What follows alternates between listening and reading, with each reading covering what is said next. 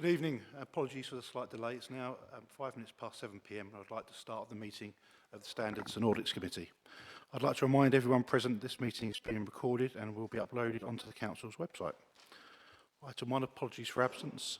I have received apologies from Councillor Raper this evening and also Ian Waker sent its apologies. I'll just check if there's any other apologies for absence. Thank you. Item 2, just before we go into that, I would like to announce that the Councillor Raper has been nominated Vice Chair of the committee following the announcement of full council. And on that, I have not agreed to any other items of urgent business. Item 3, declarations of interest. Does anyone wish to declare a declaration of interest?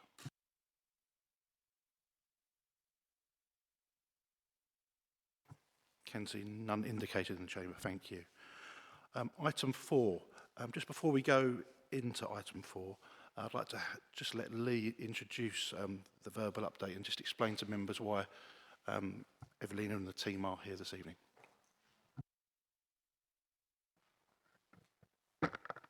Thank you, Chair. So this item follows on from the annual complaints report that I presented to committee on the 6th of September. As part of that report, there was analysis that summarised the top areas of complaints within the council, and waste and housing were part of the top 10 complaint themes. Therefore, I think there's a request for those directors to come to committee to kind of talk about some of the complaints within their respective areas. Brilliant, thank you for that. Can I ask Evelina to provide an update regarding housing repair complaints? Thank you so much, Chair. Good evening all. So I brought a few colleagues here with me today, and not necessarily an update, but we're sort of available for questions should you have any. To my left, we've got Lucas Critchley, who is the Chief Operating Officer at Mayors. So Mayors are our key responsive repairs contractor, and quite a number of transactions that are mentioned or were mentioned in the stats last time refer to responsive repairs. That's not the whole lot, but that's a large proportion. I have also got Chris Seaman with me, who is my Business Intelligence and Performance Manager. So we've got should you wish to know any of our stats, any of our performance, here's to answer your questions. And I've got Mohammed Ola Colt Shahid, who is the Responsive Repairs Manager. So he's essentially overseeing all of the contracts that are delivered under the Responsive Repairs umbrella. And as was stated during the meeting last time, this is an area of huge transactions. We say anything between 60 to 70,000 transactions in any given year. So the number of complaints, whilst they're absolutely increasing and have increased, and we take them very seriously. I mean, hence our also attendance here and sort of readiness for your questions. Proportionally, this goes to just over 0.5% of the overall transactions that absolutely we see ending up in complaints. We take absolutely every single one of them very seriously, in particular when we've got a stage 1 going on to stage 2. That obviously is a signal to me that we are still getting things wrong if people feel that they ought to be escalating. So we're looking at that and trying to learn and change some of the systems as well. Recently we've discovered a trend that perhaps we ought to be looking at some of the way we deal with the follow-on works and follow-ups and how we sort of communicate with residents, because that's where we sometimes absolutely miss a trick. So we put additional sort of measures in place. But other than that, the three of us are available for questions should you have any to us. Do any members have any comments or questions? Councillor Worrell. Thank you for that, Evelina. So this is my first time on this committee. So, as the shadow for housing, I'm sure that I can find some questions for you, having been on scrutiny for many, many years. I was quite surprised to not see damp and mould as one of the main complaints in this. So you know, so how does that measure? Because when we have reports come to scrutiny, it's probably one of the biggest areas that we pick complaints up from. But I didn't see in the reports that I had a quick look through today that it actually made it onto the complaints measures. I'll start, and thank you for that question, Councillor. Well, I'll start and I'll let Lucas talk about it. Damp and mould is obviously a major risk, as we know, to health, and we look at it very seriously. It has also had a lot of coverage over the recent years in the media, and a focus from the regulator and housing ombudsman. Probably you won't see it there because of the way Lucas will explain as to how we treat it, but once we've got a report of damp and mould, we just don't let it slip. We look at it. We have got a separate work stream, separate budget, separate reporting. We really place a lot of emphasis on getting to the bottom and resolving the inquiry. Where you see complaints is very often those that we have been either delayed or we missed a communication with resident, unfortunately. So I'll let, if Lucas could explain, and then we'll take follow on. Thank you. Thank you. Yeah, I think firstly it's worth just mentioning that any complaints received in relation to damp and mould absolutely form part of these numbers. So I think it's fair to say that will have seen some increase over the last 12 months or so. But I think generally our response to damp and mould as a partnership has been pretty positive. We were asked to come to a council meeting last month to talk about the measures that we've put in place. I think the council, and hopefully we've supported where we can, have been very proactive, particularly through last winter.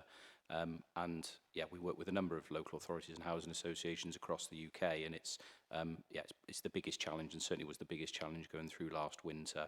And I think that proactive approach put us in relatively good stead, but clearly more to be done going through this winter as well. But yeah, I do think that approach has reduced the number of complaints or the levels of dissatisfaction around damp and mould by being proactive, by trying to get out to properties and resolve issues as quickly as we can, and something we'll carry on doing through the course of this winter as well.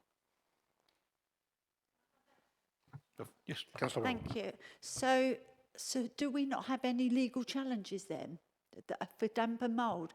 Because I think the last time I sat on a committee, there was several legal challenges to the council around damp and mould, which was why what I was expecting to see in here was numbers around legal challenges where residents have taken it to get their self-solicitors and going through the ombudsman to challenge. So I was just surprised that it wasn't literally in here laid out. So let me just take that, because I know Shahid really wanted to jump on this. So when we reported to housing owners scrutiny on damp and mould, we absolutely reported on the increase in the disrepair cases. So I think you won't necessarily see it in this report or at the back of Lee's report, because that's not a formal complaint per se. It takes its own category and is reported separately. So so we reported on that. We have seen an increase in disrepair cases at the back of damp and mould casework, and we're sort of watching it carefully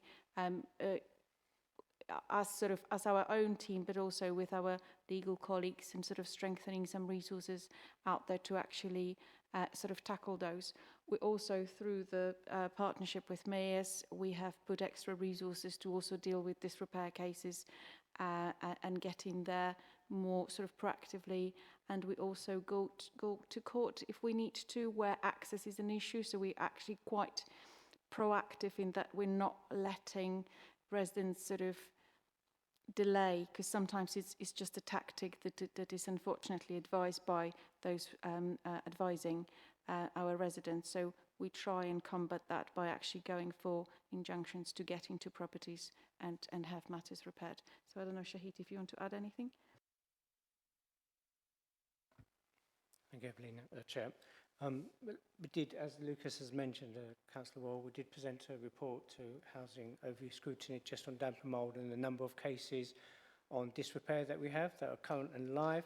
Not all of them go through to an ombudsman's ruling, and I did present in the report the number of ombudsman's decisions that have been passed against the council.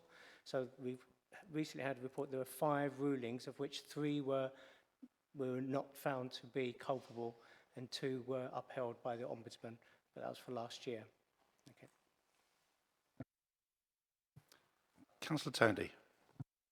Yeah. Obviously, with the cutbacks we have done with the council, has the speed of the work from mayors or the council slowed down the process when called out? So, I mean, the performance stats are, as of the last couple of months, as good as they've ever been over the life of the contract. We've worked with you for almost a decade now. So I would actually say we're in a really, really good position, that the team that we've got locally, mostly locally people who live within the borough that we employ, is one of the most settled that we see anywhere. And I think there's pretty strong leadership in our branch. I think we do a good job of recruitment and retention. However, I think if you jump back 12 months, and unfortunately, some of what I'll explain now is what has driven some dissatisfaction in the last 12 months. We did see a number of challenges, I think, coming post-pandemic, and then we had the storms in February 22 as well. That did result in an increase in the amount of live work that the teams were having to deal with. And that was also at a time where recruitment in the market was challenging as well, as you can imagine. So I think we did have challenges middle of last year. I think we came through those. I think the service is in a decent place now, and sort of the contractual KPIs that we're judged against do reflect that. And I also think, I mean, we're talking about storms later this week potentially, aren't we? And I do think we're in a better place, a more resilient place to deal with that now, with some of the measures we've put in place from the storms last year. So actually, yeah, if you look at sort of average days to complete repairs, they're as low as they've ever been. And actually, they're sector leading, really. You're talking sort of 7 or 8 days to complete an average. I'm underplaying it. 6 or 7 days to complete, on average, complete a responsive repair would reflect very well against any service in the country. Yeah, I think you stated that you're obviously working with the council for the last 10 years. Is there a tender coming up for another contract with other companies, and are we having other companies coming in as well to challenge mayors? That's right, Councillor. We are in the process of going out to market. There is a cabinet report coming to the November committee meeting where we're asking for permission to go out to tender. We have done engagement with the market, and there is quite a strong interest actually in bidding for this contract. So we think we're in a really good position to have the market tested and bring about sort of our what we will be calling delivery partner to deliver not just day-to-day repairs, but major works and other sort of servicing contracts under one. So yes, it's up for renewal. The new contract needs to start in March 2025. Councillor Collins. Thank you, Chair. Just a question of, not necessarily educational facilities, but do you have any other structural problems that begin to show themselves in other buildings that we're responsible for, please?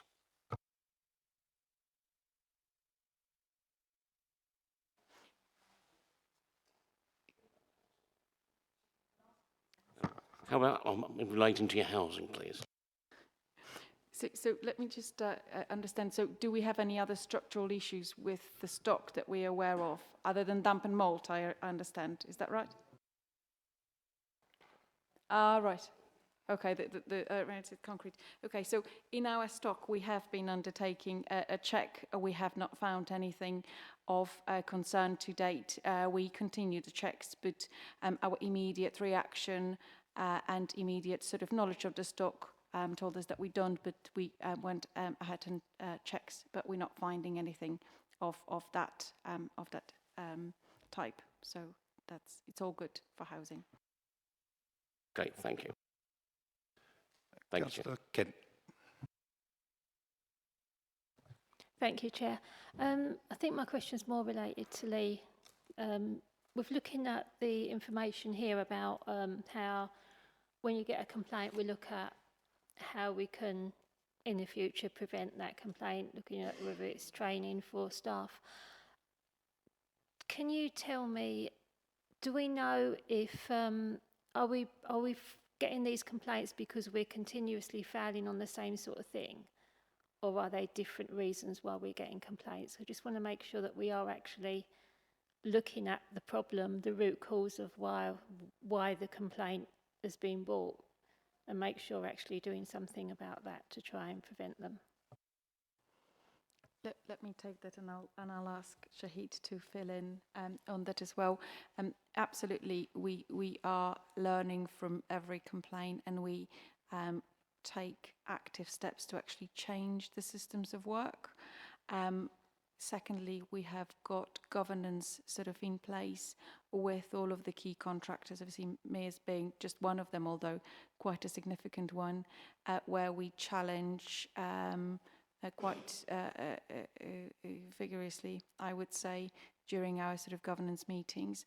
We have got also representatives from our residents body, tenants excellence panel coming, sitting on those meetings and also sort of challenging on that. I'll pass on to Shahid to just talk a little bit more about the actual lessons learned we've put in place. Thank you, Alina, Chair. Every month, members of my team, the quality assurance team, so we look at all the contractual issues and all the key performance measures, but also particularly customer care issues, meet with Mears' staff and their quality assurance teams, customer excellence, I believe you call them, and we identify and highlight what are the most common themes that we seem to be coming up through the complaints processes. And the two most common ones are what we call as follow-on works, i.e. when an operative has attended a property after a request from a resident, identified what the issue is, but they have to have some further works in order to get to the source of the problem. So it may be some secondary trades are required. So where they have to do those follow-on works, the operative does have the devices, does have the information technology to communicate direct back to the branch to say, I need approval to carry on some further works because it exceeds their auto approval limit. So it may be works over and above £500 for say. So they need to have approval back from the branch. Unfortunately, we see sometimes a bit of a communication breakdown by that operative, communicating with back to the branch to get the approval. So we're constantly trying to sort of hold the talks with the teams and the staff to say, look, your follow-on works must come promptly when you're either at the site or when you go back into your van, but you can't delay those. Sometimes we do, I'm afraid, human nature and human habit of operators, they may sometimes say, I'll do this when I get back to the branch, I'll do it when I'm back in the van, and then next thing you know, they're on to another job, and it's slipped. So that's one of the most common themes, is picking up that immediate communication, because the staff all have the necessary tools to relay straight back to the branch to get the approval. The next part is then when they have to order any specialist parts, and sometimes where we have to do any further investigations or surveys, particularly where there's suspicions of asbestos presence in the building. So we have to have surveys to be undertaken to ensure the site is safe to do any sort of invasive works. So sometimes there's delays while we order those follow-on surveys. Those are the two most common themes, and we are working closely with the branch, how we can close that communication gap and improve. And I believe the team back in the Mears branch office in Motherwell Way, they have increased the number of staff there to handle those requests and to get the turnaround time a lot quicker, so we can reschedule and rebook appointments almost there and then with the resident, and then follow up that process. Councillor Worrell. Thank you.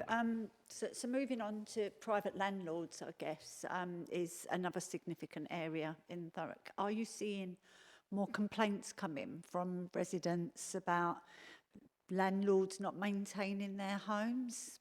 I know we have the landlords group, don't we? But just wondered, like, it's harder, isn't it, to manage private houses, but at the same time, you know, we are responsible for our residents living in them. And just wondered if there's been a rise in complaints against landlords.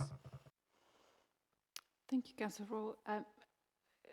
I was just going to ask Lee, are you thinking what I'm thinking? Are the numbers for private sector included within the overall number for housing the way you're reporting it. They wouldn't be under housing repairs, as far as I'm aware.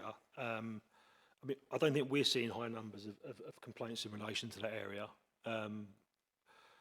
Certainly not within the reporting period. No, nothing significant in terms of volume.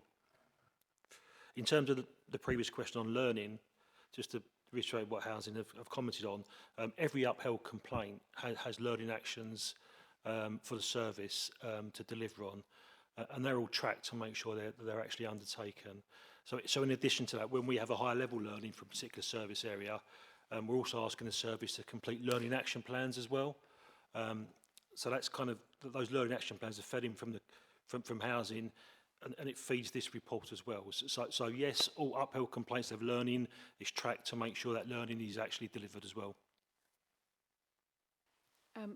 If I can just come back, so just for clarity, so the private sector housing complaints are not included within the housing repairs complaints that got us to be here in the first place, but obviously I also oversee private sector housing. The complaints about the service itself have really decreased over the last few years, and to date we have got 2 formal complaints sort of registered for that. Last year it was 4, so the complaints themselves are very low. Is there an increase in number from those that are renting against the landlords that come to us for help? Yes, there is that. So that there is a higher number of people approaching private sector housing colleagues to help with the dealings with the landlord. Any other member, any comment or question regarding? Yes. So just for clarity, you mentioned it takes an average of 7 days to complete a repair. Is that from start to finish, or is that from the follow-up procedure and then the time resets? Yeah, that's the entire time taken. So whether that's a single visit and single completion, or whether it's a multi-visit, that's the average days from when the job's issued to us as the contractor to when the completion date goes on that repair. Just off the back of that, what would happen if the time, I think you mentioned earlier, sometimes the timeline's exceeded. What's the process in place to try and escalate that or make management aware of it? So a couple of things really. So on a day-to-day basis, our local branch are very, very close to jobs in jeopardy. So we've got a target date on every single repair that we need to complete that job by, and we run jeopardy reports. So as it's coming sort of 5 days before completion date, we're looking at those every single day. So that's sort of on a day-to-day operational basis. But the governance around this contract is particularly strong. So we do get a huge amount of scrutiny when we go to our monthly core group meetings around are we compliant with the completion on time KPIs, which we perform very well against. But not only that, when there is negative variance, when there have been failures in the month, understanding exactly what's driving them. And again, if you go back 12 months, that would have been some of the things we've mentioned off the back of the storms, fencing repairs and availability of materials as well. You know, absolutely the time taken to complete fencing repairs increased through that period. Again, in the last 12 months, we've had periods where retention and recruitment of electricians in particular has been challenging. We've had to lean on our local supply chain. So it's that level of detail that we get into to understand when it's not absolutely right, what's driving those negative variances and what can we do to correct them. And I think generally we do quite a good job of that. And as we are where we are today, I think we're in a pretty good place. Councillor Tandy. Yeah, just for the interest, what is your top 3 most common repairs in the house? Yeah, it won't come as a surprise. It's carpentry, plumbing and electrical works. That covers 80% of all the work that we receive. Yeah, and just going back to the previous point around where we get the dissatisfaction relating to follow-on works, I think it's worth noting that sort of 85% of all repairs we complete on that first visit. And without a shadow of a doubt, when we ask about trends, the trend is always around follow-on works and communicating those follow-on works. And we've recruited an additional position in our branch in the last couple of months purely to focus on that. If we're not completing the repair first time, constant communication with the customer to make sure they're really clear on when the next appointment is, what they can expect at that next appointment. So, yeah, the flip side of that, I think the positive is that the feedback we get generally around the quality of the work completed, the politeness and cleanliness of our operatives is generally really, really good. It is communication where we let ourselves down, and that's certainly our biggest focus at the moment. Any other member comment or question? Yeah, thank you. I think it's really good that you've identified there is a core area around communication and follow-up work, and it's good. It's reassuring to hear that you're aware of it and actually putting things in place to bring the overall amount of complaints down. So that is appreciated. Just before we move on, have we got any update to where any members of the waste team may be? I'll just pause for a second.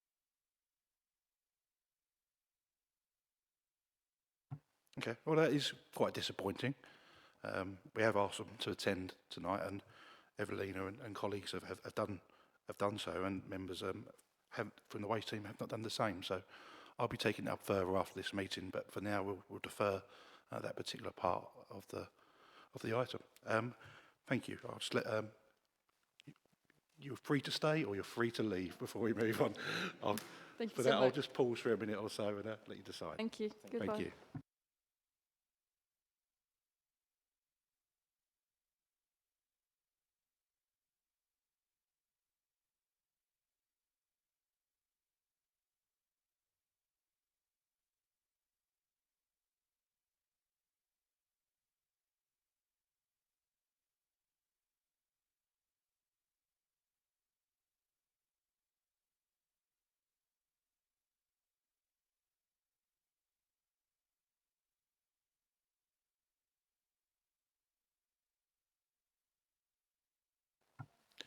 Thank you, colleagues. Item 5 on the agenda is the review of the risk and opportunity management and the strategy and policy framework, which can be found on pages 5 to 30 on the agenda papers.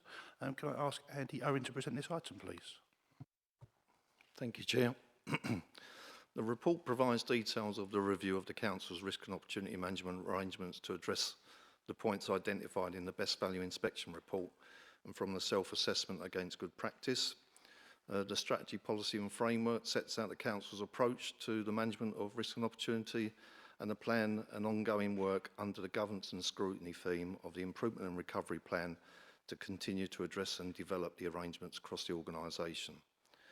A summary of the improvements are set out in section 3.7 of the report, which is page 8 of the agenda papers, and on page 8 of Appendix 1, which is page 18 of the agenda papers. That's a brief introduction to the report, and I'm happy to take any questions. Thank you, Chair. Brilliant. Thank you very much, Andy. Any initial... Councillor Wall, straight off the bat. Thank you, and thank you for the report.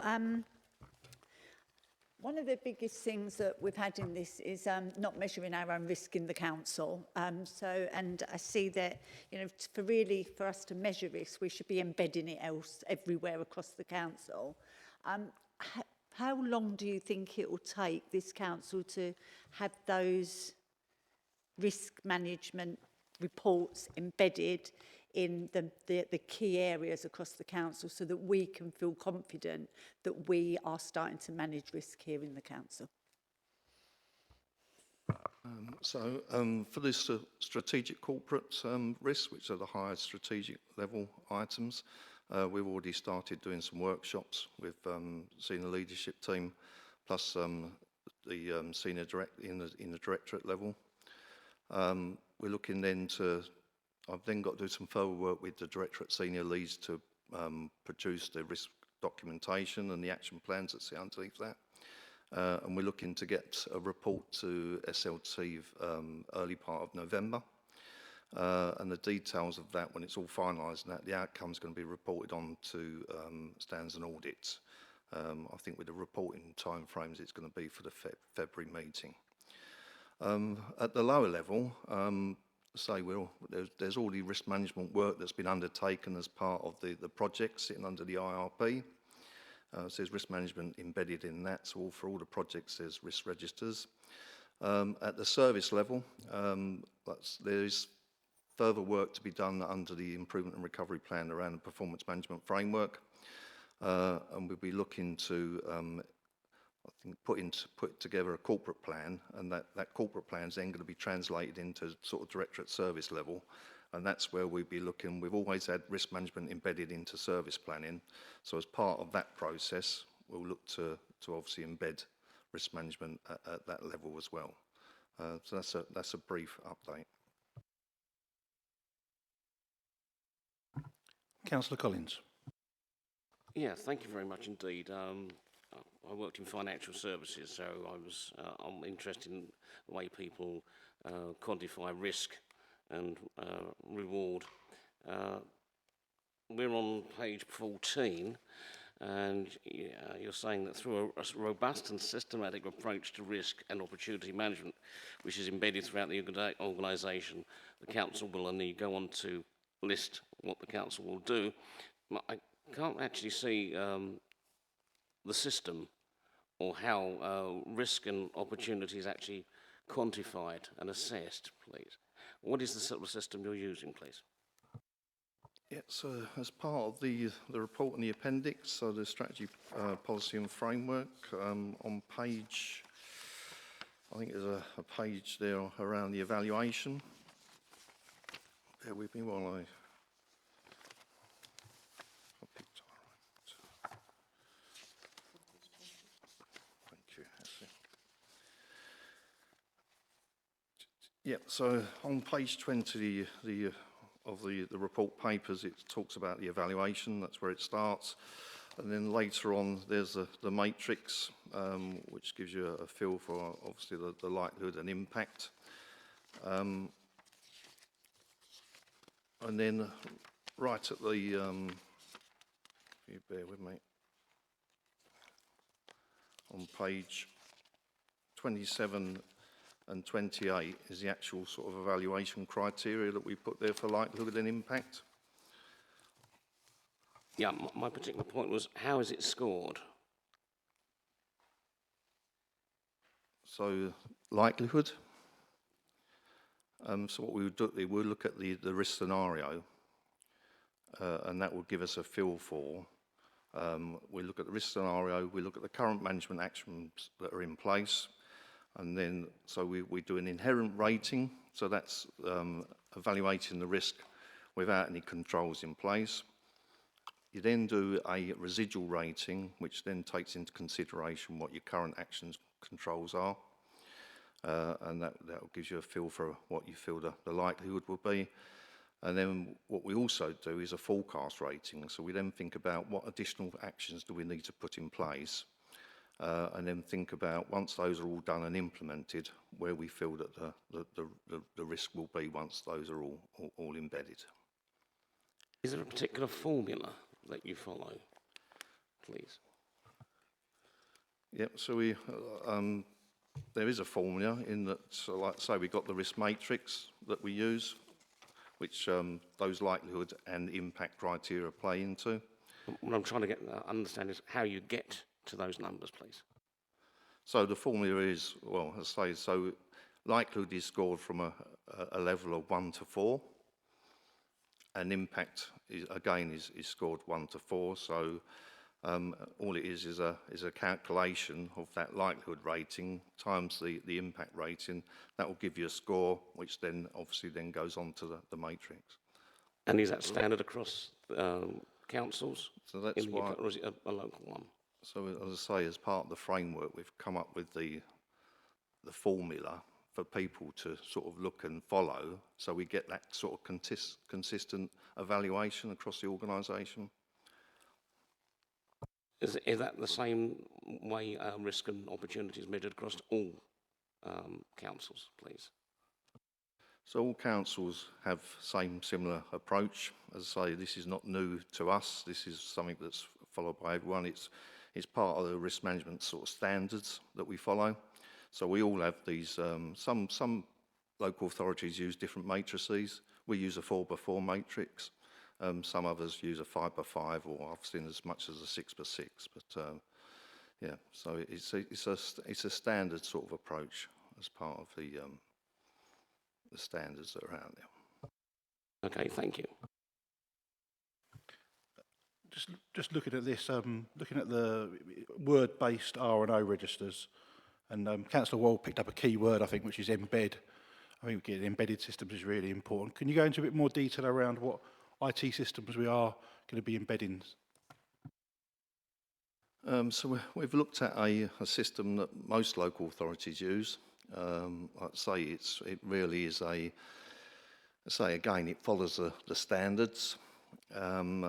So it's I don't know if I can actually mention the actual name of the system. Have we procured it? We haven't procured it yet. So yeah, but it is the recognised system that's out there that we'll be looking to use. When we have got the option potentially, possibly, to develop our own system if we've got the capacity to do that. But as I say, most definitely, if we look at the IT system, it will definitely help with the reporting side of things. It will give us that piece of kit to do that analysis, to have a look at the trends. So it will no doubt help that reporting cycle. Thank you. Just before I go to Councillor Kent, Councillor Collins was talking about various systems. Is it generally the ISO, like 31,000, is that generally the accepted one that local authorities would use? That's the overall standard, if you like. There are a number of other standards. So I mentioned alarm in the report, I think, which is the Association of Local Authority Risk Managers. Again, but that more or less follows the ISO sort of standards. And there's other standards. There's a government orange book sort of standards, but they're all very much similar and follow the same sort of process. Councillor Kent. Thank you, Chair. Looking at page 18, where you've got the summary of plans over the next 12 months, it's quite detailed, and just want some reassurance that this is, with everything else going on in the council, it's feasible that we can actually get this done. Because there's certain sections, like in the first part, deliver tools, guidance training programme for members and officers. So, you know, how are we going to, have we got a plan or a timetable for delivering that? The recruitment of staff that's needed to build ROM capacity. Have we started recruiting staff? And the last, it talks about the ROM IT system.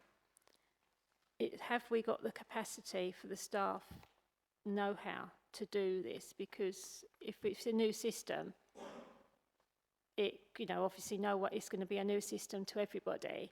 I just want to make sure that we're going to be able to deliver this, and it says that we're going to deliver that by the end of 2023, 2024.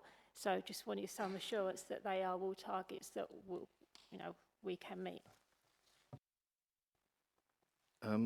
Yes, I think it is going to be a challenge, like you say. There is quite a bit there. I'll give you a quick summary of the progress against some of those sections, if that's okay. So the strategy, policy and framework, like I say, that's been reviewed, updated, presented to SLT, come to stands and audit tonight, and then that goes on to Cabinet for December. We're looking at ROM training sessions to support that rollout. We've done some risk management awareness training and workshops with SLT, as I mentioned earlier, and those directorate senior leads. And we've got the ROM awareness training, which, I say, we've done a presentation for members tonight. We've got some further ones organised we're hoping to produce for early December, and then a sort of mop-up session in January. So that's a progress on that bit. For the strategic corporate risk management side of things, we've had external consultants come in to help us run those workshops with SLT and directorate senior leads. So we've had those, I think it went SLT August time. We've worked with directorate senior leads doing October. We're now sort of, it's going to be a case of me now working with those directorate senior leads now to put together that risk and management action plan documentation, and then come up with the outcome of that exercise and report that to senior leadership team, which we're looking to do that in November. And then, like I say, that should then come on to stands and audit for February. On the building capacity side of things, the finance directorate restructure is looking to build that capacity. That's currently in progress. They should be going through then the obviously the recruitment side of things. And I think they're looking to have people on board by the end of the year, if not earlier. It's all right, I've lost me. On the training side of things, yeah, so I've mentioned a bit earlier about the training side of things, but we're also going to be looking at, and again, it's when we get that risk team built, we can then look to perhaps do some of that further work and that further embedding. So we'll be looking then to, another thing that we're looking at doing is the Directorate Risk Management Coordinators. So we're looking to train people up within directorates to be the coordinators and be the champions within those areas to provide that support for the delivery. And then once we've got the risk team in place, we'll then look at that IT system, because that will take a little bit of time to obviously procure, then look at, I think there's some user acceptor testing that's got to be done on that, and then that's rolling it out. So it's then sort of with those directorate representatives, those coordinators, getting them trained up on the system so that they can take it out to the directorates and get it all rolled out. So yes, it is a challenge, and I'd like to think that quite a bit of that's going to be done by the end of the year. Like I say, that's a 12-month plan that we've got there, but there potentially possibly might be a little bit of shift in it. Sorry, Chair, can I just come back just quickly? So would you be coming back to Standards and Audit to update on the progress so that we know how it's going, if there's been, any slippage or anything, any other sort of unforeseen issues that weren't at hand when this was written? You'll be coming back to report, yeah? So, as I say, it sits under the Improvement and Recovery Plan, so there is quite a bit of reporting on progress. Like I say, I think it will be quite okay for us to actually come back and do an update report to Standards and Audit at a future date. Yeah, I would support that. Councillor Collins, then Councillor Worrell. Thank you, Chair.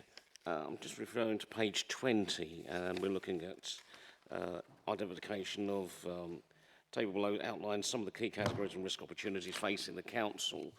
Can I have your assurance that flooding and water management will be a priority in all of these, please? I can say it will be considered as part of the process. Like I say, I think in the presentation earlier that we had on risk management, I think climate change was mentioned and the potential of flood risks. It's something most definitely that I can flag with directorates to get it considered and obviously evaluated and put onto the matrix. And then, like I say, if it is one of those priority items, then it will definitely get focus. In this particular case, I'm not talking about climate change. What tends to happen is more concrete you lay, the more surface water you get, roughly about 2/3 of a gallon for every square foot you lay. There is a particular case in Hope Green, which is being at Stampley Hope, where although the new builds seem to be coping with heavy rain, the road, Victoria Road, that backs onto the other side of the floodplain, their gardens are getting flooded now, possibly because due to the displacement of the water from the new build. Is that something will be taken into account in future? Like I say, it would be considered under the framework. Again, it's about that evaluation and where that actual risk will get managed. Is whether it will sit at that strategic corporate level or whether that will be sit more down at the sort of directorate service level. If it is perhaps more that directorate service specific, then that's where it will get managed. So as I say, as part of the framework where we've got the escalation process as to where it best fits for something to be managed and obviously get the attention. Okay, thank you very much. Thank you, Chair. I'm not moving to recommendation, but just on 1.2, just for members, it's regarded around the best value inspection. Then on page 17, we've got a few bullet points there about the BVI and how what we're seeing tonight ties into that. I just would like to know how has the BVI changed the council's risk appetite? Within the BVI, it recommended that we introduce risk appetite into our framework. So that's something that we have obviously put into the framework. So really that's how it's identified and been obviously put into our framework. And it obviously gives us that, you know, that feel as to what those risks that we are willing to take in the achievement of our objectives. As I say, within there we've got the risk appetite, and it obviously explains there what we won't tolerate. So that tends to be all those risks that are sitting in that high priority zone of rated at 12 to 16. And what we're looking to do in the short to medium term is manage those risks out to a more acceptable level, so down to the green or the amber rating. And thank you. And having gone through obviously the appendix, when it comes to this authority in particular at the moment, when we're talking risk and opportunity management, it's in that order of importance, the risk before the opportunity. Yes, yes. And we are most definitely, as we stand at this moment in time, we are focusing most definitely on the risk more than the opportunity at this moment in time. Thank you. Councillor Worrell. Thank you. I understand that you are a small team and under a great deal of pressure. So my question is about the staffing. And have you been out to test the market to, you know, everything that you talk about tonight is reliant on having a good team around you that you can trust and that we can attract the right staff at the right level. What's the market like? Have you been out to test that? You know, these substantive posts, you know, I just want people that believe in the improvement in Thurrock to be the ones that are working for us in Thurrock. So, like I say, we're currently going through that recruitment process. So we will be going out to see what that market is like. I would say it's probably, there's not local authority risk managers. Is there a load out there? My gut feeling is probably not, but we'll see. As I say, we're going out the recruitment process to put in place a risk manager and a risk officer. So, like I say, we'll see from going out to recruitment. Councillor Rigby. Thank you, Chair. May I ask, with regards to the IT systems, are they purely for reporting purposes, or will they have any role in calculating any risk at all? So the IT system, will be automated, so the framework will sort of be put into the system, if you like. And when you then rate those risks, it will do that calculation on that 4x4 matrix. So all the matrix and that will be part of the system and help with that evaluation. Like I say, it's a live system, so any updates that are done on that system will show more or less instantaneously. So it will definitely give us a definite, it's a move away from the Word documents that we currently hold. So it's definitely going to enhance the process. So do you think it will help reduce risk, the system, or is it just going to sort of help manage what you already do, or how do you think it will help? Well, like I say, it's live, so that information is there. So from that system, we'll be able, especially from a central point of view, we'll be able to identify trends.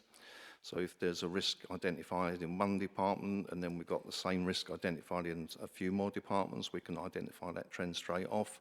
It'll give us a feel for what are those perhaps corporate items that need to be escalated, perhaps up to a higher level. Yeah, and say, so it's from the reporting aspect, it'll be a case of, you know, you'll have the reports all set up, so it's a case of pressing a button, you get the reports run straight off. So, you know, currently with the word-based system, where we've got sort of word-based information in departments across the directorates, we'll come away from that. We'll have a central system, so there'll be better focus. So once it's all set up, it should reduce man hours, really, with regards to the risk assessment. Yeah, it would definitely make us more efficient and effective, yeah. Any other? Yes, please. Just a quick question. I think it's a follow-up from a question earlier on. Who decides the level of criteria, whether it's likely or marginal critical? Because that has a big impact on whether something is a medium or high risk. What departments are involved or what teams are involved in assessing that? So it will be down to the risk owner. So whoever is the risk owner will do that initial evaluation. It will be down to check and challenge though. From obviously it'll go to more seniors. So it will go to the head of service. It will go to the director for them to have a look at. If it's on the strategic corporate risk and opportunity register, then it will go through the likes of senior leadership team for that check and challenge on that. So yes, initially it's the risk owner, but there's obviously through the process, it will be open to scrutiny by others. And those checks that go through other departments or other senior levels, are they documented and recorded? I'll say if it's on the strategic corporate risk and opportunity register as an example, then yes, those reports, it will be my report. I coordinate those. They go on to the likes of SLT, so that is definitely recorded as a report.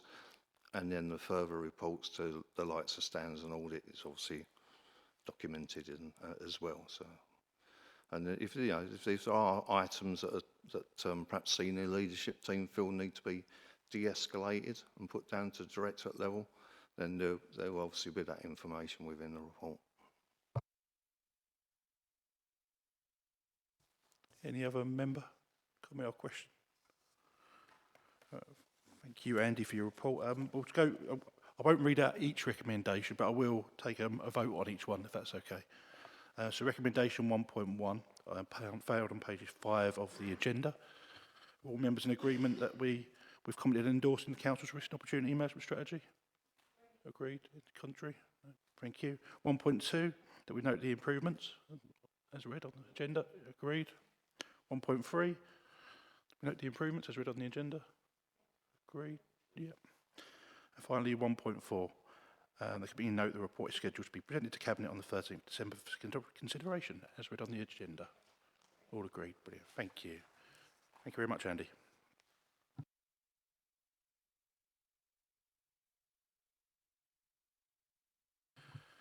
Moving on to item 6, which is found on page 31 of your agendas. It is the Internal Audit Progress Report for 23/24. Can I ask Gary Clifford, please, to present this item? Thank you, Chair. First, can I introduce to members Colin Radcliffe to my left. He's my senior internal auditor who started in April.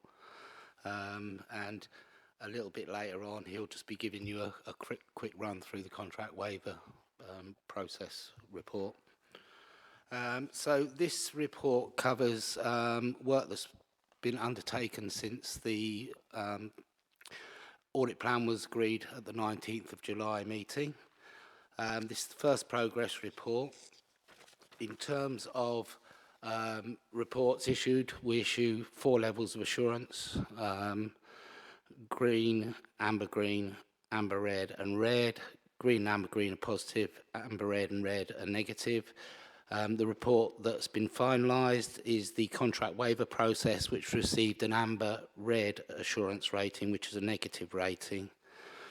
What I'm going to do, if it's okay with members, is go straight through to the report on page 38 and just take you through that quickly. So the table at the top, that shows reports that have been issued as final, that are in draft and work in progress. This is a constantly moving feast because of where we are in terms of reporting. This report actually, it refers to sort of the first or second week of September to get it through the reporting process to come to this committee. Things have moved on quite a bit since then, and just sort of verbally update, the risk management is now at final. The registrar stock and security is at final, and the financial strategy divestments is very, very close to final. We've already started a number of other pieces of work as well that are in field work and planning, and they'll be reflected in the next progress report that we bring. In terms of other work, we're continuing to develop the teammate audit software that we use. It's now being used on all of our audits. It's resulted in changes to the processes and procedures, and it's enhancing the quality of the output that we've got, and also it's providing additional assurance around our compliance with the public sector internal audit standards. We are undertaking meetings with DMTs to raise our awareness of what we do to them, but also to allow us to sort of get in on the ground early in terms of any projects that they've got going on, and provide sort of embedded insurance type work. So that's where we're involved early in the process, and we form part of the project team, if you like, to all intents and purposes, and we'll periodically provide reports to the service and Standards on Audit Committee on where we are with those, and do an annual report at the end of the year on the embedded assurance work. From those meetings, we've also generated a couple of additional audits as well that we've got in our plan. I now hold regular one-to-one monthly meetings with the chair, and also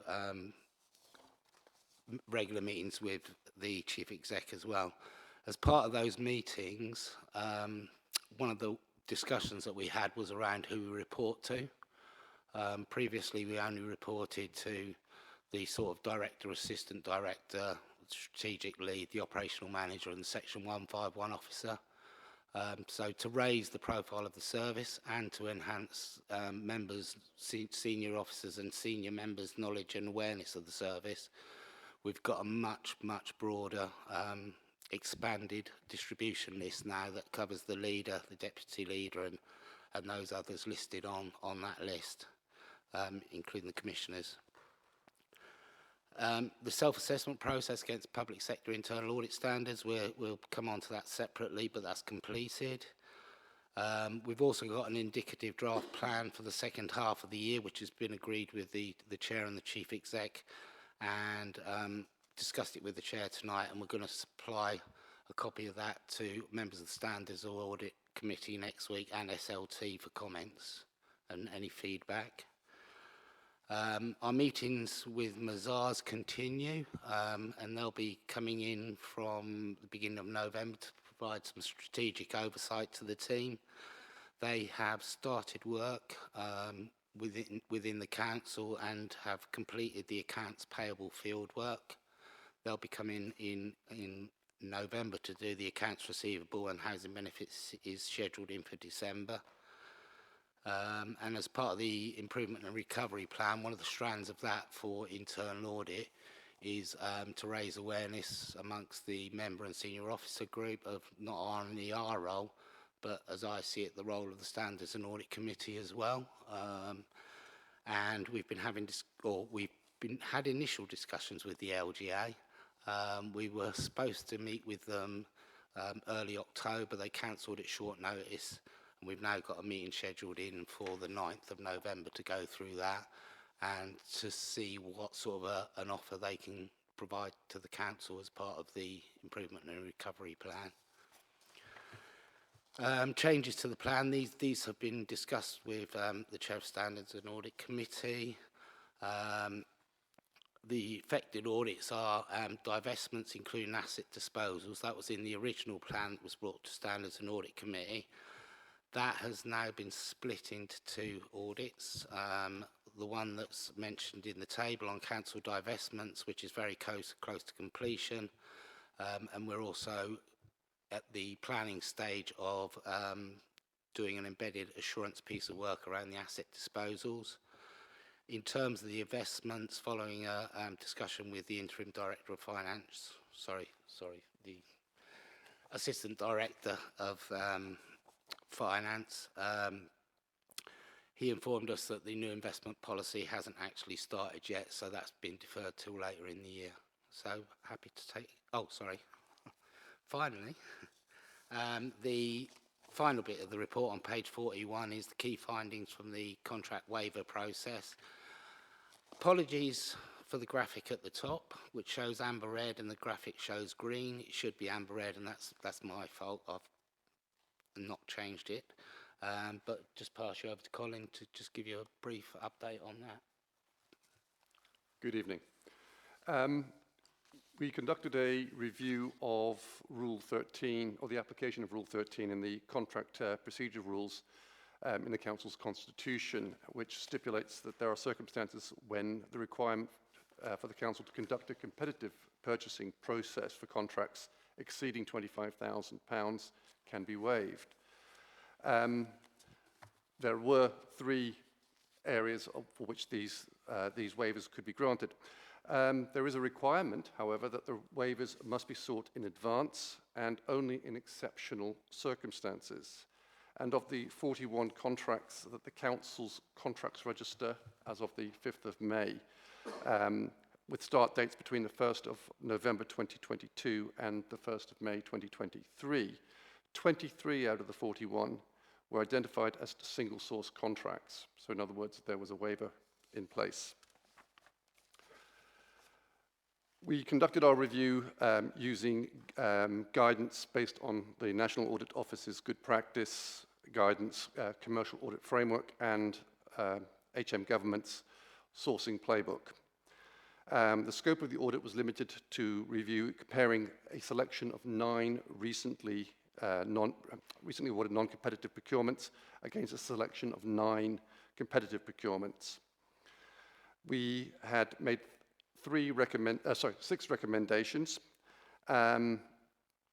The highest recommendation, of those 6, 1 was a high priority, 4 were medium priorities, and 1 was a low priority. The high priority related to the Quick Procurement Guide advocates using competitive procurement as a key means of securing value for money when contracting for services, supplies, and works.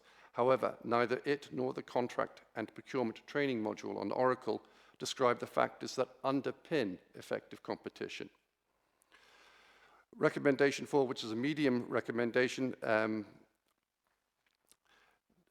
delves into the procurement services updated the forms, stage 1 forms, which is the approval to proceed to tender, and the contract waiver approval form in early 2023.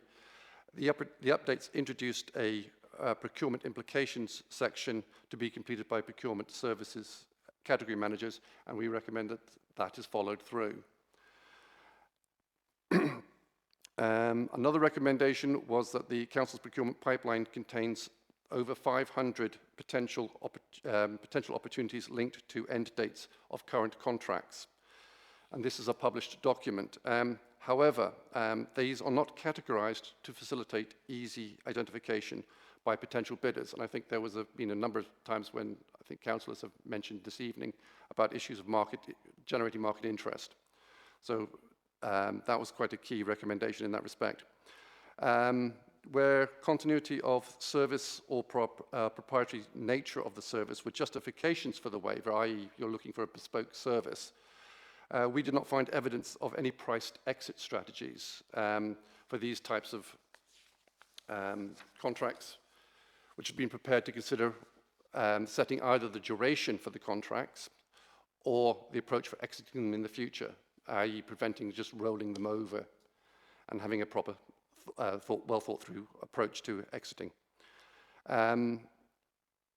We also found that service areas can actually delay or have delayed their engagement with the procurement process, therefore reducing opportunities to assess and build market interest. In the area where there were competitive procurements, none of the stage 1 approval to proceed to tender forms contained evidence of market assessments. When internal audit reviewed 9 completed stage 2 forms, which where this has been, these forms are for the approval to award a competitively procured contract. Of the 9 that we reviewed, only 1 had received more than 2 bids. 5 of these procurements had only received 1 bid. And We also recommended that there is a greater management information around procurements in the future. Thank you. Thank you very much for your report, gentlemen. Any comments or questions from members? Councillor Worrell. Thank you, Chair. So it's quite scary then, isn't it? You know, it feels like, how do we climb back from that? The first thing I wrote down was there was 22 waivers. Did you say 22? 22 of 23. Yeah, okay. Is that normal? I can't say. Right. That was just our sample. That was our review of the list of contracts that had been awarded in that period with a start date between, I think it was the 1st of November to the 1st of May. And when it says that it needs to go out for competitive tender and there's only one bidder, you know, would your advice be that you go back out again, or do you just give it to the one bidder? You know, is that normal too? I can't really provide an explanation on that. I will confirm past that. I think it's dependent on the nature of what you're bidding for, really.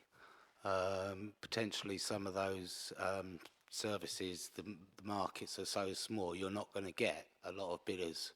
But that's really needs to be fired back to the people procuring the services. Yeah, can I come back to it? So that is, I suppose, we talked about it earlier that we're going out for to re-tender for the housing repairs. How far have they looked out for alternatives other than our current contractor? You know, like, so how can we feel confident that a broader market search is done for any of the contracts, so that we are making sure that we get best value as well? I think in terms of that particular circumstance, I think Evelina did actually provide that assurance that they are looking at a much bigger pool of providers and contractors.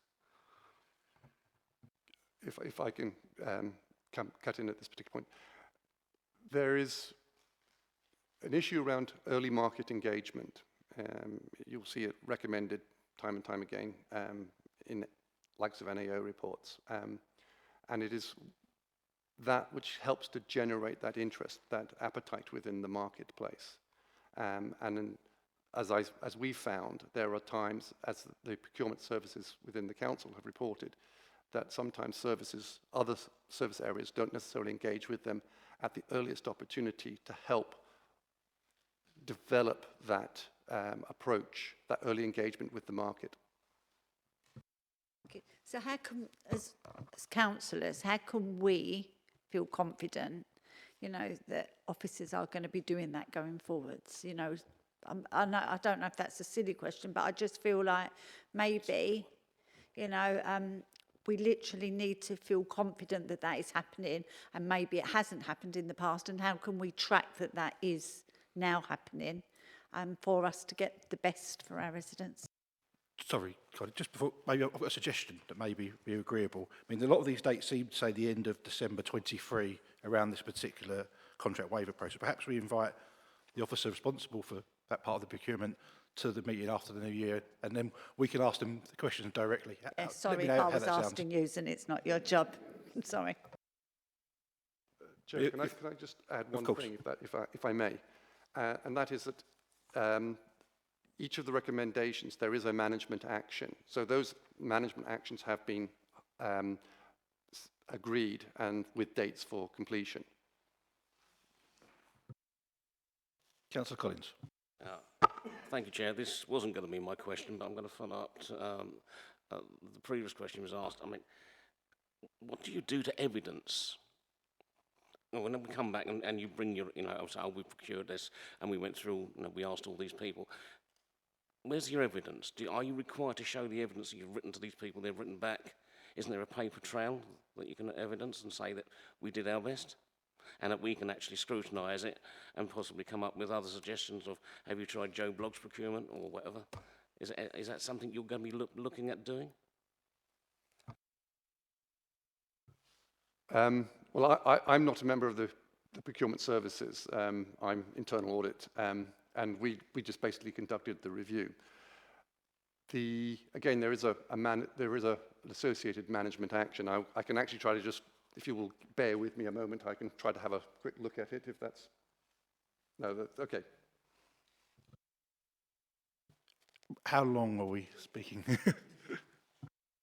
I just want to say I appreciate this isn't your job procuring, I understand that, but I would have thought there might have been a requirement in the internal audit if somebody says, I put this out to procurement, and goes, okay, show us the paperwork, show us the paper trail.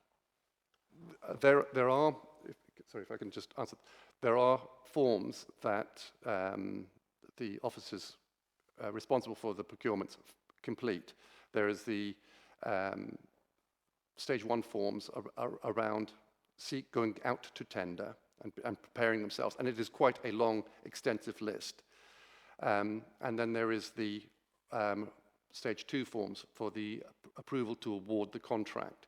And in those forms, they actually list how far they have, how successful they have been at securing the bids. And it was those stage 2 forms that informed us that of the 9 forms that we were that we looked at from our, albeit they were a sequential set of procurements.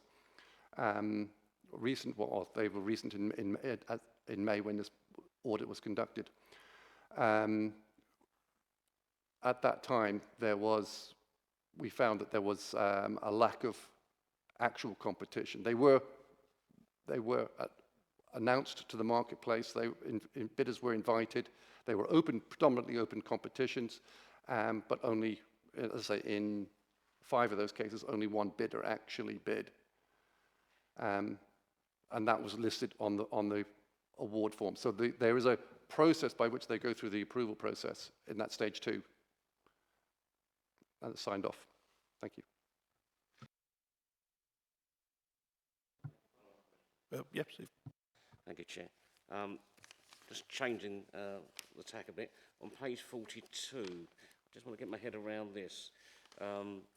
We were talking about results of testing council's procurement procedure and promote competition. However, the guidance, the training and the contract procurement rules do not include, and it's on the last point, a definition of the factors that constitute exceptional circumstances for waiving the competitive procurement process.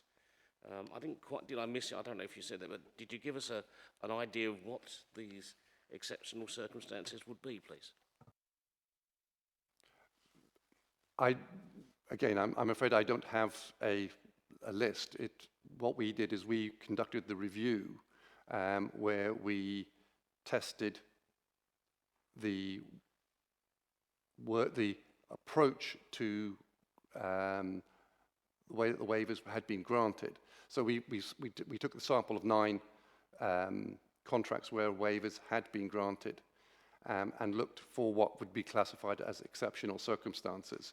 And we didn't find any form of common description. Just so I understand, there isn't a form then that says we are invoking exceptional circumstances to this bid. It's just carried through, and you're supposed to surmise there was an exceptional circumstances. There is a form that is filled out at the time when a waiver is sought.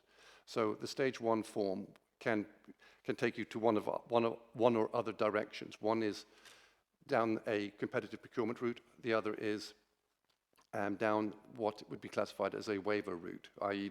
looking for a single source contractor. As I said, there were, of the 41 that were on the list with start dates between November last year to May this year, 23 of those went through the waiver process. Thank you. Thank you, Chair. Yeah, I was just going to say, Chair, I think the sort of questions that Colin's picking up on here, you've got to get a far better and more informed answer from Stephen Mayer and Jonathan Wilson, who look after procurement. Thank you. Something you touched on earlier, Gary, about the reporting. It's really good to see this going out to a much wider audience. A lot of things now. I look down the list, like you say, the chief exec, the leader, lots of others. I think that's really going to help. And I think this is an example of an internal audit working. It's found something that's not in the green. It's not even in amber, it's in red amber. And I think it's the duty of this committee to bring the officers responsible forward after December, after the dust has settled in the new year, and make sure that we're actually, the things that are on this are being achieved and we're moving forward and not making the same mistakes going forward. I think that's really important. Sorry, it's more of a statement there than a question or a comment. Yeah, the other member, any comment? Yes, yeah, please. Sorry, Councillor Kidd, I nearly missed you, sorry. Okay. Thanks, Chair. Just on this, the audit that you've done, the internal audit you've done here, there's recommendations from high, medium, etc. How is that if you've got a high recommendation, because obviously that's really important, and this probably sounds really silly, but is it, do they get a shorter time frame to put that right than a low recommendation or a medium? And the other point is, if when you give your recommendation, the feedback you get sort of not quite contradicts, but doesn't come up with the same as yours, or saying, I don't think that's the case, does your recommendation override what the management of that service is telling you? So how do you work out whether they've got to change to your satisfaction what they're doing? Does that make sense? Sorry, it does, yeah. So in terms of the high recommendations, yes, normally they would be a shorter time frame. It depends on what the recommendation is, because if it's an action, say we gave a high recommendation around a budget setting process, that happens once a year, so it would be unrealistic to set 2 months as the target if nothing can be done until later in the year. So we would take that into account in terms of the time frames, but generally high recommendations would have a shorter time frame. In terms of the management responses, they have to put a time frame on them, and so we'll follow up on all recommendations. With a low level recommendation, we will accept what management say, but with a medium and a high level recommendation, they have to provide us with the evidence to show us that they've actually actioned the recommendation.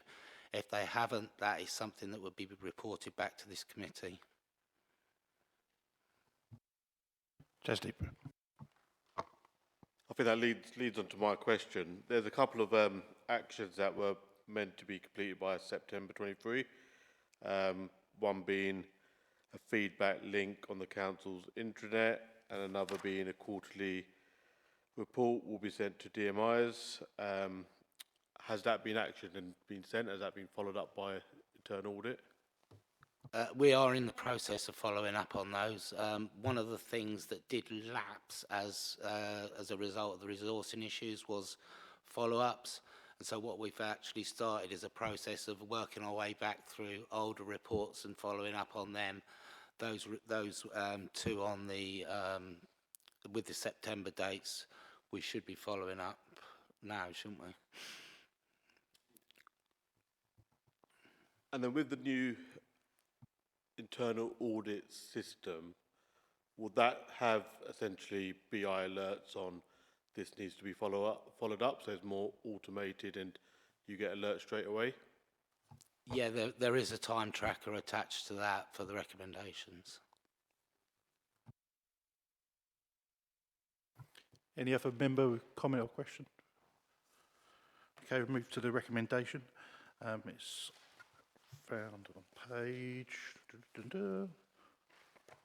31. Recommendation that the Standards and Audit Committee consider the work being carried out by internal audit in relation to the 23-24 audit plan, agree changes to the protocol for circulation of final internal audit reports. Is that agreed by the committee? Any to the contrary? Thank you. Thank you.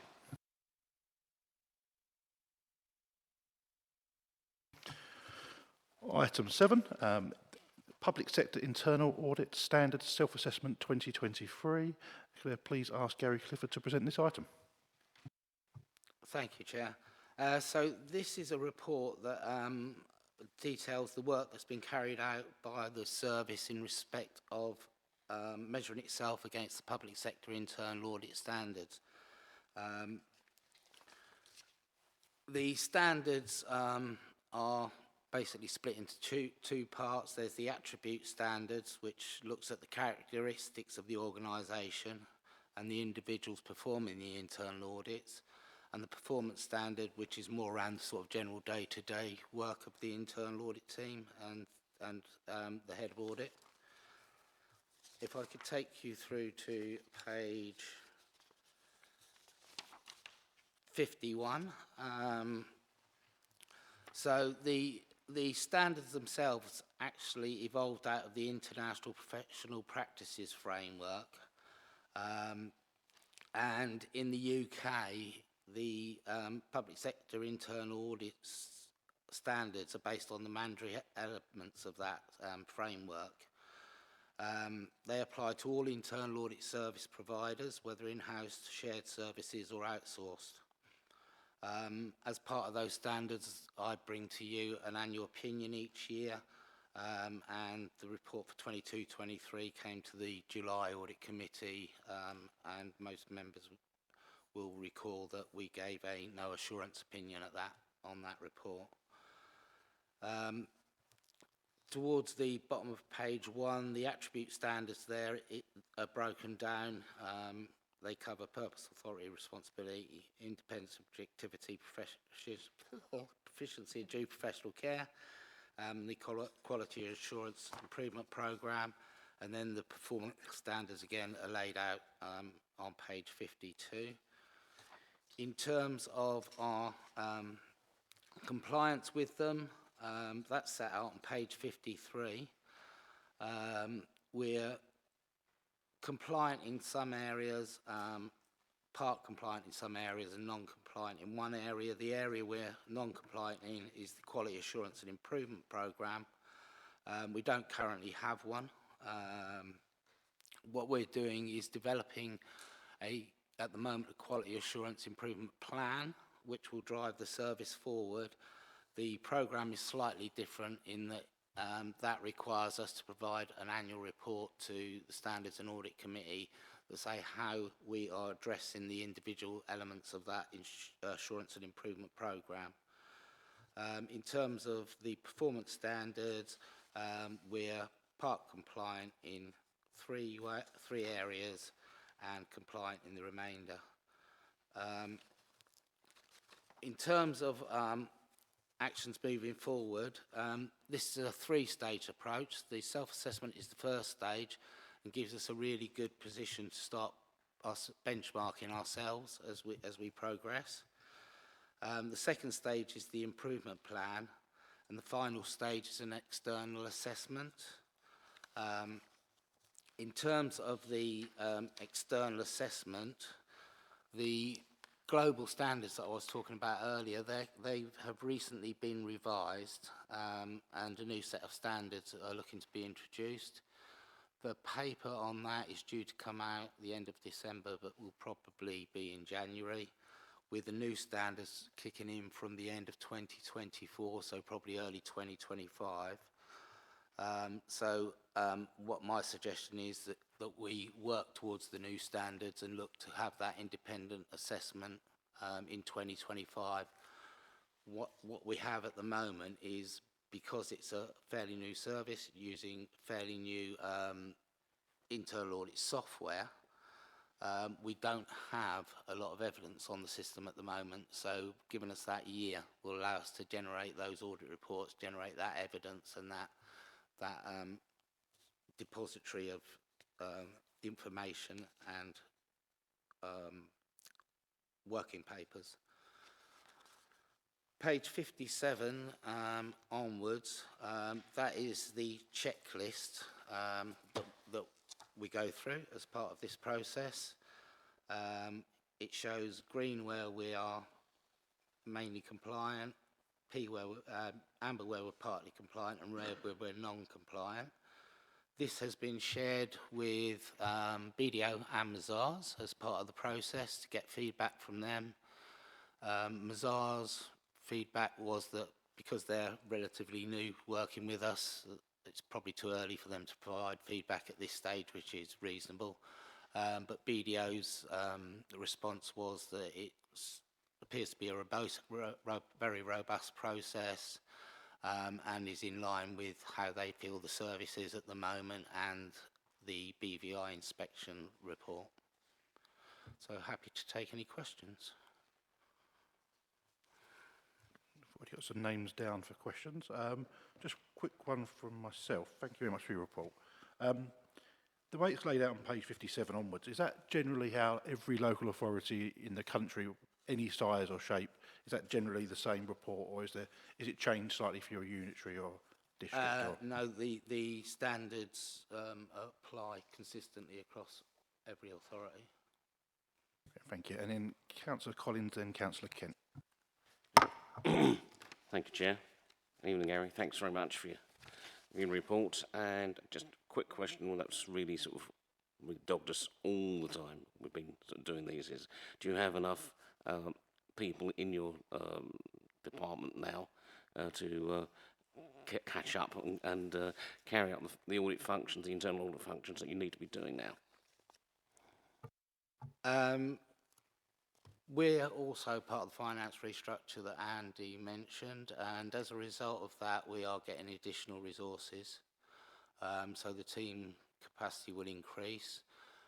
We're also currently working with Mazars, as I said earlier. They're coming in from beginning of November to provide some of that strategic overview, and this is one of the parts of the work that they'll be picking up on as well.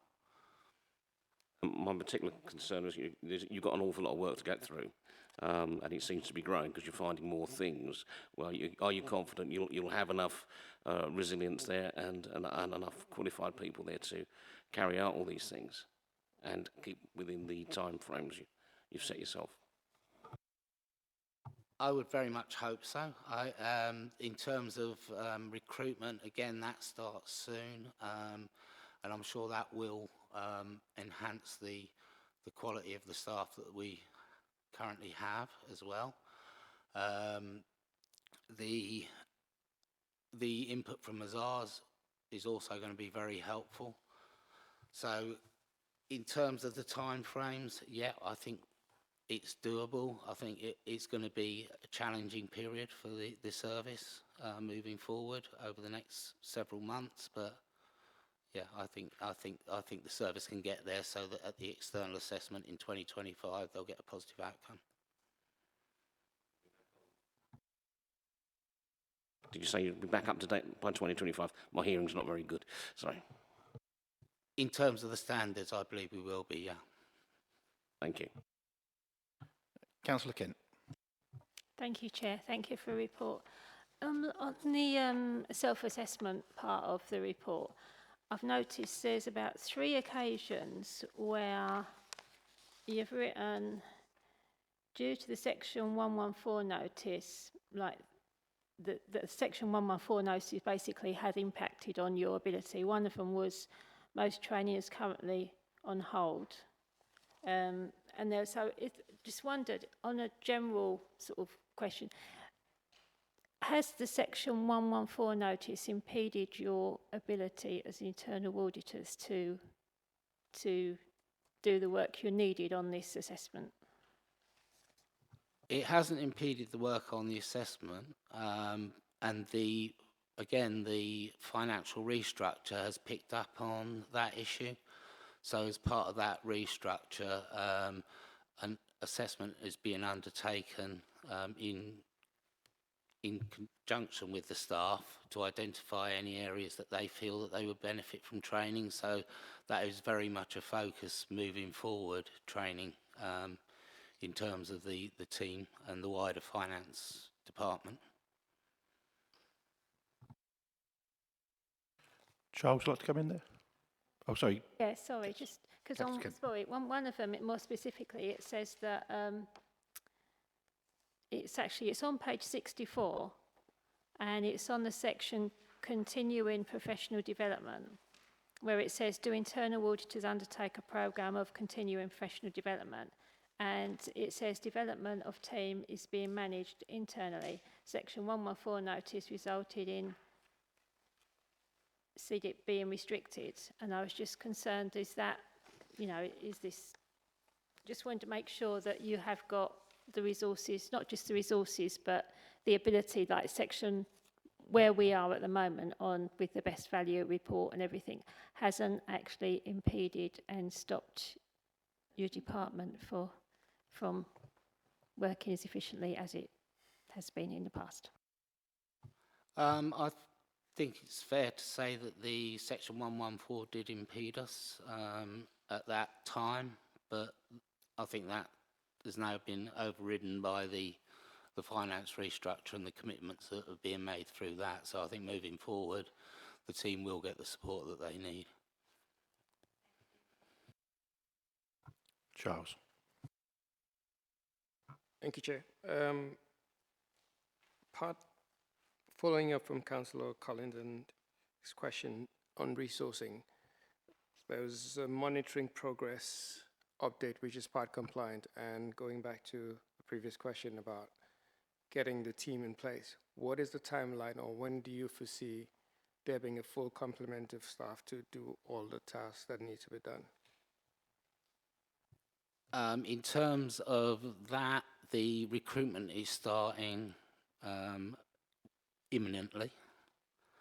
But to give you a specific time frame would be very difficult, because some of the roles that we're intending to fill, the people in those roles will have to give at least 3 months notice, and it probably takes 2 or 3 months to find the right people. So the intention is to have everybody in post as quickly as possible, but the whole service should be fully resourced up by the end of March 24 to start the new financial and audit year. In the interim, March 24 probably leads into 24-25. Between now and then, is there a plan to get contractors or a temporary solution to get? Yeah, that's you've heard me referring to Mazars. That's the they're an external organisation, and they're being brought in to provide the additional support. So they're already providing support in terms of doing some of the audit work with us, but they're also being brought in to provide some of that strategic oversight work as well. Councillor Worrell. Thank you, Chair. You said that we haven't got a quality assurance improvement plan. Do you have a timeline for developing this? I'm currently working on it, and again, that's going to be shared with Mazars and be shared with the Standards and Audit Committee. In terms of a timeline, probably 1 or 2 weeks I would be looking at. So it's an urgent? Yeah. Okay, then. Yes, okay, thank you. Thank you. Councillor Collins. Thank you. One thing that took my notice on page 57 of the conformance with the public sector internal audit standards was it is clear from the best value report that the chief internal auditor was not acting independently, and his objectivity was being impaired through the reporting lines. Has this been addressed, and we have no longer a problem with your performance being impaired by anybody, any shape or form? We absolutely have addressed that issue, and in terms of reporting, I know, as I said, I have the regular meetings with the chair, I have the regular meetings with the chief exec, and regular meetings with Asmat and Stephen Mayor as well as part of our work programme. So yeah, it's not everything through one person. Okay, that's good. It's still down as red, though. Is there something else that's got to be going on? No, it's just that process was very early on when I developed this. So, yeah, that would be shifting to the left.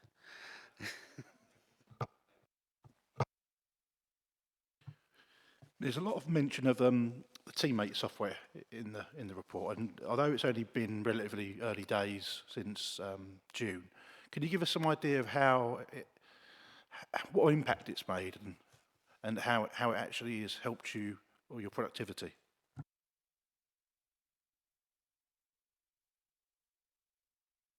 Colin's my teammate expert. I knew there was a reason why I was here. We, as a service, Teammate was upgraded last year, and a lot of material was migrated across. Unfortunately, that also coincided with the departure of the person who was then the teammate champion, and other members of the team leaving the chief internal auditor effectively by himself. The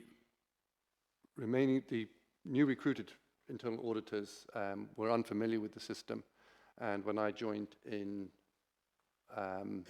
April, I brought some knowledge of Teammate that I had acquired when I worked with the Government Internal Audit Agency. But that was quite some time ago. So there has been quite a long learning process. We have tried to adapt Teammate to the public sector internal audit standards. And I was recruited from Kent County Council's internal audit team. And I brought my knowledge of the planning regime that we have there and our fieldwork and reporting regimes. So I have tried to weave those steps into our Teammate processes so that because what will happen with the review, and you mentioned the quality assurance improvement plan, what will happen is that when we can go out to an external reviewer, effectively we've got to provide audit trails for everything that they want to see, and they will just pick and choose from our audit, what's on our system. So we need to be able to show that we have a full audit trail from inception of the report through to the final report, and also then any learning that has come out of a sort of retrospective review. So all of that we are building into the system. It has proven to be quite time-consuming. It requires a lot of steps to be added to our processes, which slows us down. And we are trying to find a more sort of learning as we're going along, a more efficient and effective way of both meeting the requirements of delivering the audit plan and also at the simultaneously meeting what we would think is the minimum requirements to have a successful review, external review. Does that answer the question? I think it does. I mean, just as when it's actually implemented, I know you said it takes a bit of time to get it ready for the systems and adds a few more steps, but how much sort of man hours or time, woman hours, whatever you want to call it, does it save in the real world? It actually adds time because it's about quality. It provides assurance that the reviews that we are undertaking are evidence-based. So that I can sit here across from you and say that in the case of the waiver report that there were 41 contracts on the system, and 23 of those had applied the waiver process. And I can go back and I can dig out the relevant documents and evidence, and it's all on our system. And that's just one example. But in terms of developing the review, conceptualizing it, the challenges that we face in terms of pushback, and that is documented, and that some of that pushback is quite legitimate pushback. It is a challenge saying we're not looking necessarily always in the right area, because when we conceive this and discuss it with parties, things have moved on in the time when we first discussed it, say 6 months in advance of the plan being approved to it being implemented, and somebody could say, actually that has moved on. And in the case of point, the improvement and recovery plan has moved on considerably in the 6 months that I've been here, and therefore any reviews of that would obviously need to take into consideration those particular changes. So all of that gets documented so that we can show how it has evolved, and that there's a sound rationale for each of our audits. Thank you.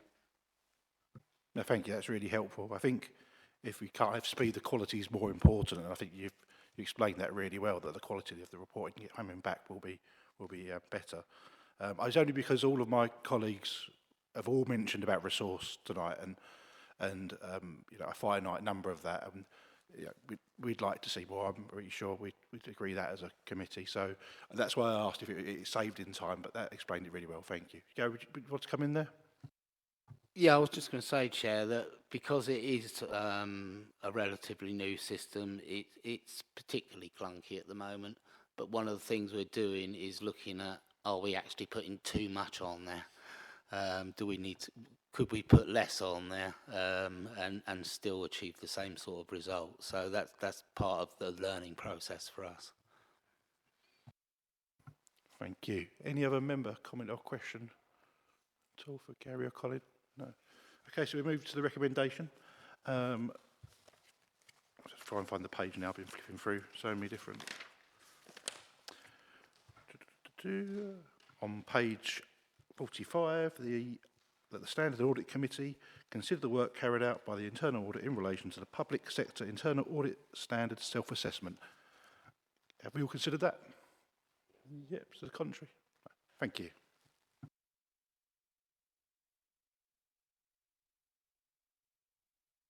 Last item of this evening, the work programme, which can be found on page 83 of your agenda pack. Members will note there is a long list of reports at the end of the work programme. What I'd like to do is, if we can confirm what we'd like heard before the end of the municipal year, is it likely we're also going to need an extraordinary meeting in the new year to accommodate outstanding reports.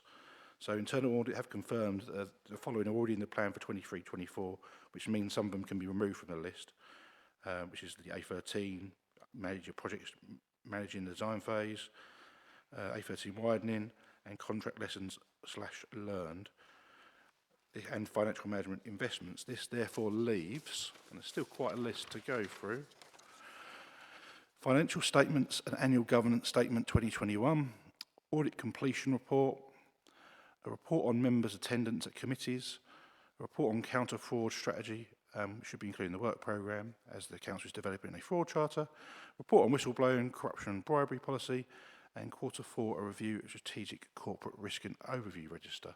So there's lots to do. So I'd just welcome a little bit of comment from members of what they would see as a priority. Councillor Worrell.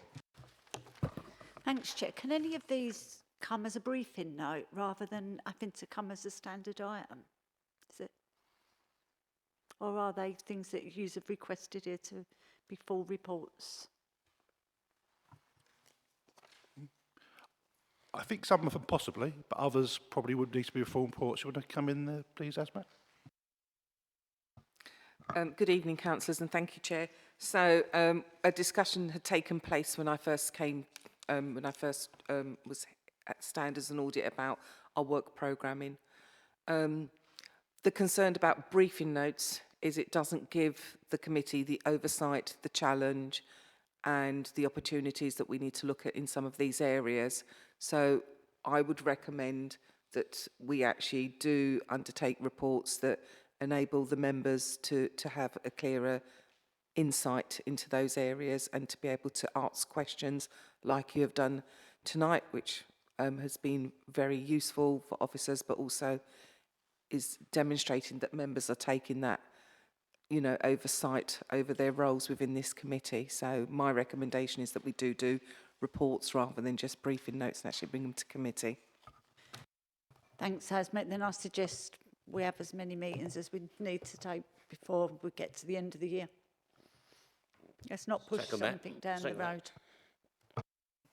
So, yeah, I mean, we've only obviously got on a February meeting. I think we're probably going to need one mid to late January. And then I think that's it. So probably, I'm assuming we'll probably need one more after that as well. I think they're all really important reports. I think a lot of them, it's right they come here and and right and just. Councillor Collins? Yeah, we did say that we were going to ask the procurement manager to come in as well, so we're going to shoehorn him in there. Is it Mr. Wilson? Is that the gentleman? Correct me if I'm wrong, please. I believe it is Jonathan Wilson will be responsible for procurement. So yes, we will, after December, once that's come to its conclusion, then we can invite him to committee. Wherever we can, thank you.